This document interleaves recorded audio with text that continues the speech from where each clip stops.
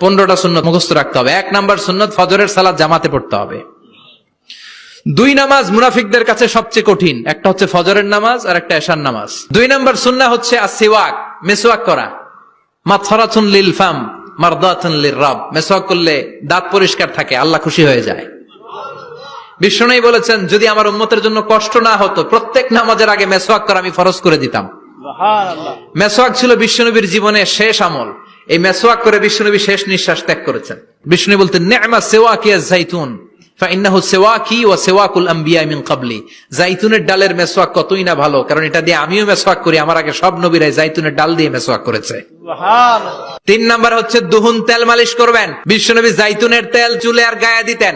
বিশ্বনবী বলতেন, ওয়াদাহিনু ফাইন্না ফিত তাদহিনে বারাকাত। তেল খাও, তেল দাও, তেল মালিশ করো, তেলের ভেতরে আল্লাহ বরকত ঢুকাইয়া দিছে। 4 নম্বরে আত্তিব, জুমার দিনে সুগন্ধি লাগিয়ে যাওয়া সুন্নাত। বিশ্বনবী বলতেন, এই দুনিয়ার 3টা জিনিস আমার কাছে সবচাইতে প্রিয়। হুব্বিবা ইলাইয়া মিন দুনিয়াকুম সালাস। 1 হচ্ছে আন-নিসা, নারীদেরকে আমি পছন্দ করি। 2 হচ্ছে আত্তিব, সুগন্ধি লাগাতে আমি পছন্দ করি। বিশ্বনবীর কেউ সুগন্ধি হাদিয়া দিছে, বিশ্বনবী নেয় নাই, এরকম কোন ঘটনা ঘটে নাই। আল্লাহু আকবার। আবার বিশ্বনবী বলতেন, আরবাউন মিন সুনানিল মুরসালিন। 4টা সুন্নাত সব নবীদের সুন্নাত। 1 নম্বরে আল হায়া, মানে লজ্জা। আরেক বর্ণনা এসেছে আল খিতান, মানে সুন্নাতে খাতনা, এটা সব নবীদের ছিল। আর সেওয়াক, সব নবীরা মেসওয়াক করেছেন।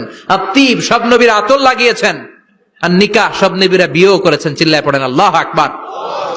আর লিবাস আহসানা সিয়াব, সুন্দর জামা পরা। নট নেসেসারি যে নতুন জামা হতে হবে, পুরাতন জামাও ধুয়ে আয়রন করে পরলে একটা সৌন্দর্য আছে না নাই? ইন্নাল্লাহা জামিল ওয়া ইউহিব্বুল জামাল। আল্লাহ নিজে সুন্দর, সৌন্দর্যকে আল্লাহ পছন্দ করেন।